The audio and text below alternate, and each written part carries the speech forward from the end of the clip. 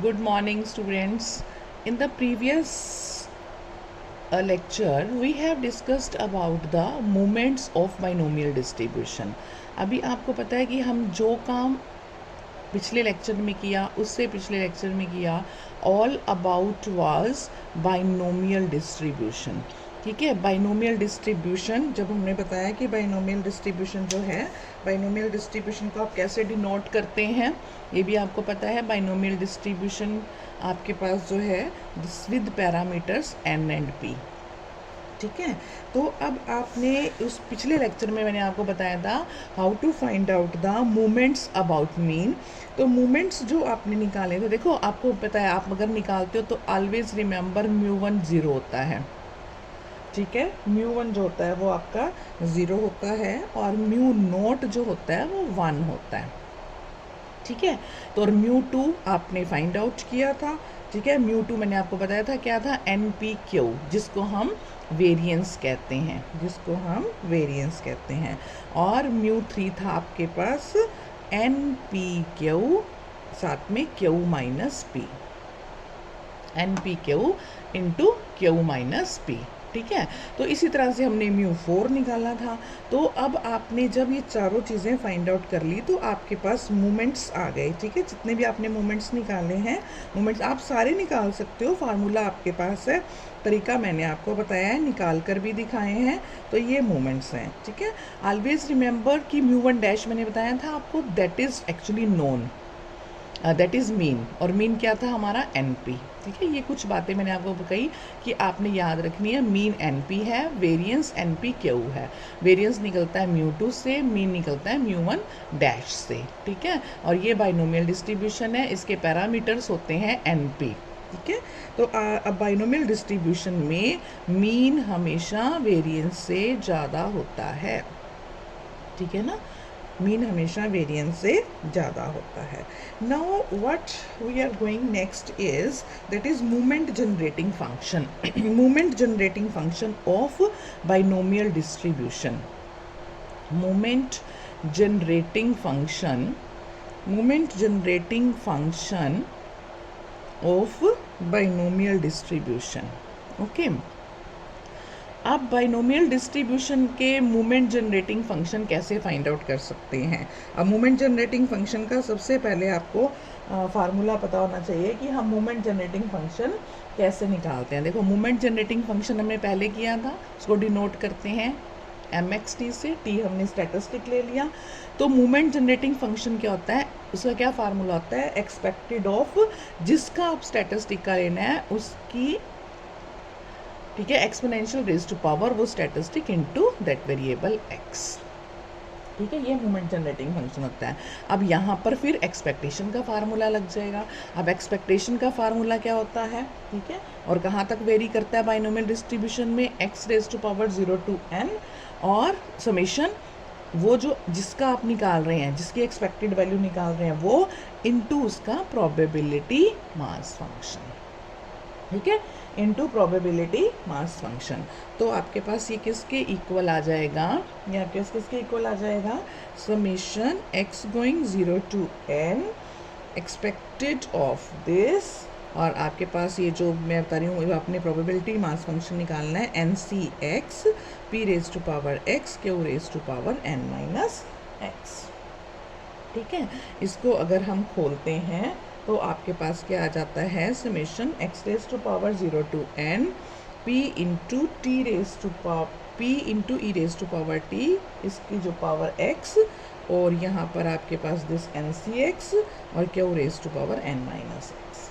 ठीक है, अब ये जो चीज़ है this is the expansion of, कल भी बताया था हमने फार्मूलाज किए हुए हैं, दिस इज़ द एक्सपेंशन, दो की एक्सपेंशन बन जाएगी अब ये q की और p into E raise to power T की. ये जिनकी हैं इनकी एक्सपेंशन को हम क्योंकि हम ऐसे तो लिखते हैं, हमारा फार्मूला क्या होता है, NCX इंटू जो इसके अंदर उसकी power x into Q raise to power है ना. इसको हम क्या लिख सकते हैं, जो ये आपके पास q है, q प्लस p, ये जो आपके पास आया इसकी पावर आपके पास क्या हो जाएगी, दिस इज, क्योंकि q plus p raise to power n को हमने ये लिखा था ना कि हमारे पास समेशन दिस और p p is this, n c x q is this, तो this is equal to this. तो ये हमारे पास क्या आ जाएगा, मोमेंट जनरेटिंग फंक्शन। ये हमारे पास क्या आ जाएगा, moment generating function.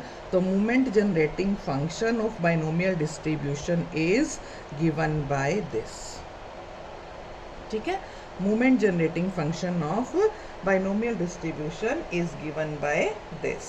Now we can have you can say that moment generating function about mean, moment generating function about mean, ठीक है, about mean of binomial distribution, about mean of binomial distribution. About mean of binomial distribution का क्या मतलब हुआ, moment generating function about mean of binomial distribution, यानी कि हमने expected तो निकालनी है, मोमेंट जनरेटिंग फंक्शन है तो फार्मूला यही बनेगा एक्सपेक्टेड ऑफ।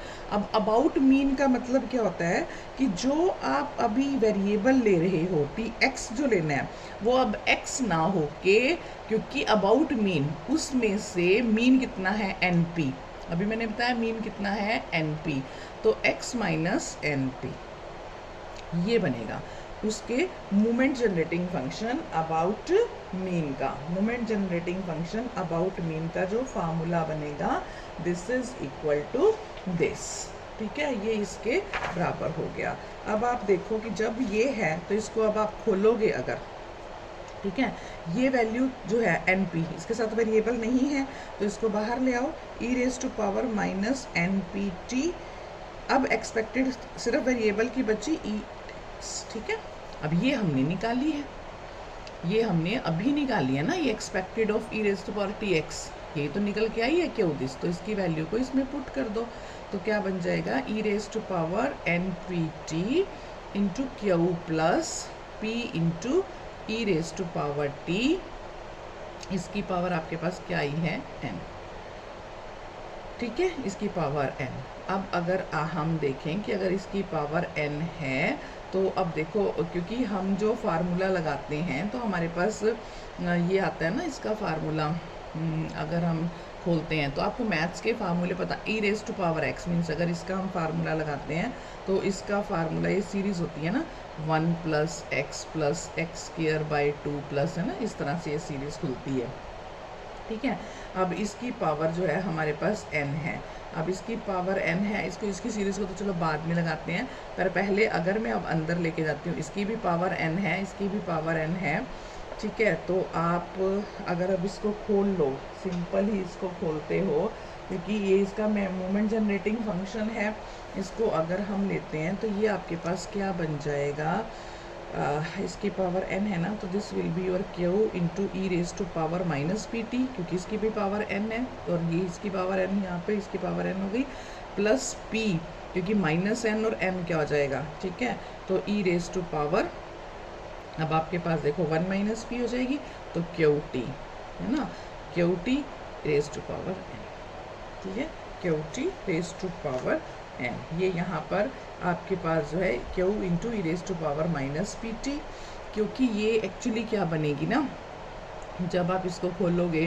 तो ये बनती है ना q into E raise to power minus p t plus p into E raise to power t और 1 माइनस पी, तो 1 माइनस पी क्या होता है q, ठीक है, तो ये इसके इक्वल बन जाएगी आपके पास दिस, ठीक है। अब इसको अगर आप फर्दर ये सीरीज खोल लो, e raise to power x ये होती है और e raise to power minus x क्या होती है, 1 minus x plus x square by 2 so on, ठीक है। तो अब यहाँ पे अगर हम इस सीरीज को खोलते हैं तो ये सीरीज क्या बनती है आपके पास, अगर आप ये सारी सीरीज़ को खोल लेते हो तो आपके पास ये सीरीज़ क्या बनेगी, ये सीरीज़ बनेगी क्यू बाहर हो गया, इसकी सीरीज़ बनेगी 1 माइनस, मतलब इसकी सीरीज़ खोले ना पी टी, तो क्या आ जाएगा p इंटू टी, ये x की जगह हम ले ना, 1 माइनस एक्स की जगह हमारे पास पी टी है, जैसे x को मैंने फार्मूला लगाया तो ये यहाँ पर हमारे पास पी टी है, तो 1 minus p t plus p square into T raise to power 2 over 2 factorial minus p3 t raise to power cube over 3 factorial, ठीक है, up to so on. Similarly आप इसको खोलते हो तो ये आपके पास क्या आता है, 1 प्लस टी इंटू क्यू, ये ना क्यू टी हो गया, plus t square Q square divide by 2 factorial plus t cube Q cube by 3 factorial and so on. ठीक है, ठीक है। और ये इसकी पावर, ये इसकी पावर भी होगी ना, इस पूरे की पावर फिर n, इस पूरे की पावर फिर n हो जाएगी।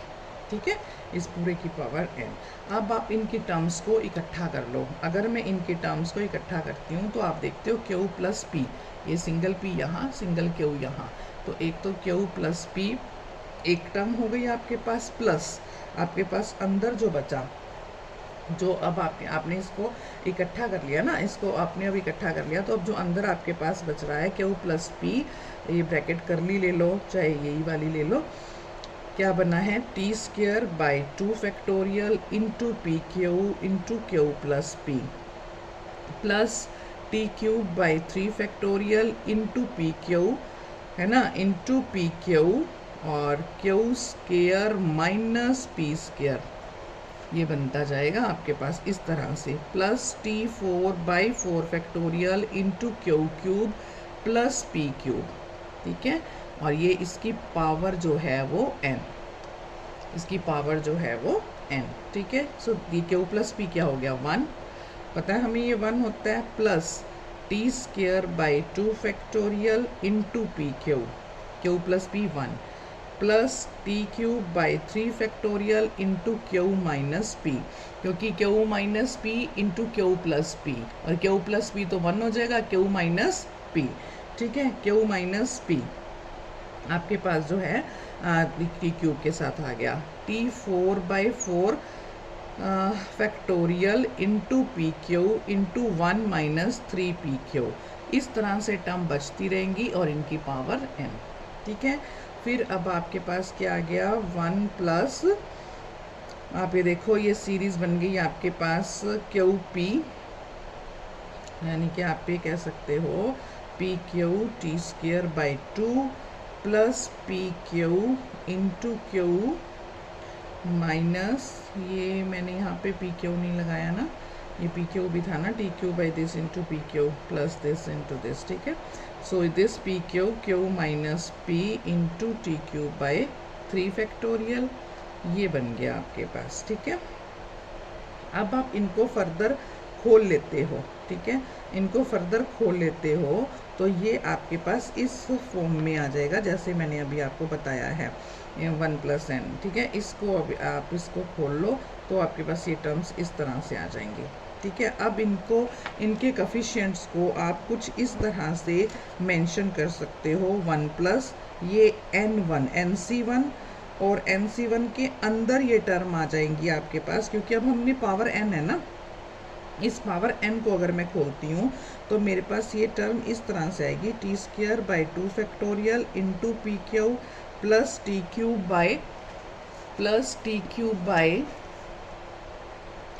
3 factorial into p Q into q minus P.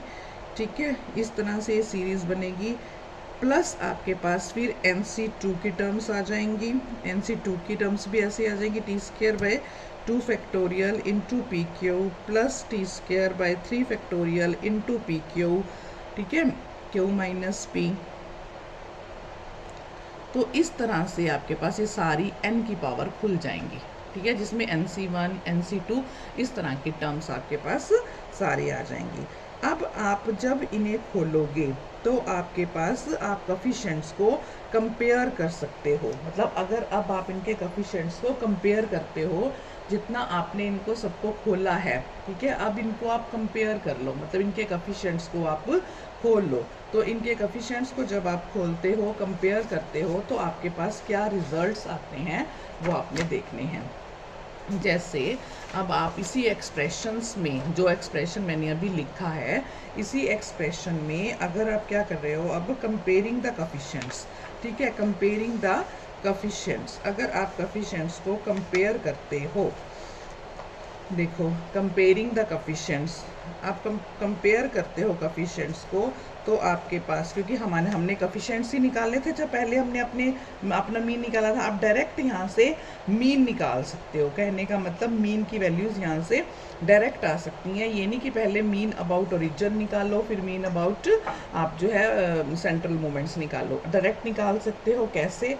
जो आपके पास μ2 है, जैसे कंपेयरिंग द कोफिशिएंट्स आपको बता रही हूँ अभी, देखो आप comparing the coefficients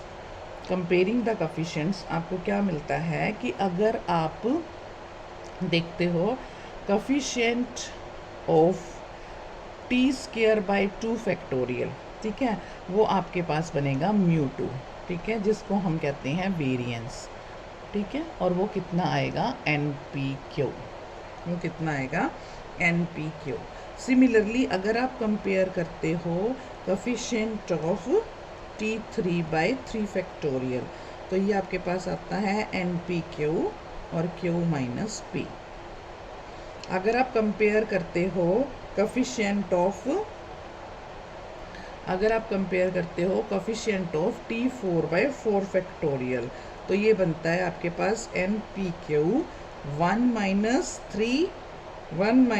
3PQ plus 3N into N minus 1 into P² into Q², ठीक है, इंटू Q²। तो इसको सोल्व करते हो तो आपके पास आता है 3N² P² Q² plus NPQ 1 minus 6PQ, ठीक है।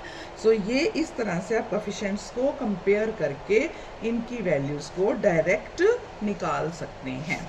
इनकी वैल्यूज़ को डायरेक्ट आप यहाँ से निकाल सकते हैं, ठीक है। ये था हमारे पास movements of binomial distribution. Movement generating function निकाला, मूवमेंट जनरेटिंग फंक्शन मतलब मूवमेंट्स निकाल के movement generating function about mean निकाला, ठीक है, movement generating function about mean निकाला, right. So this is all about the movement generating function about mean. ये आपने करना है।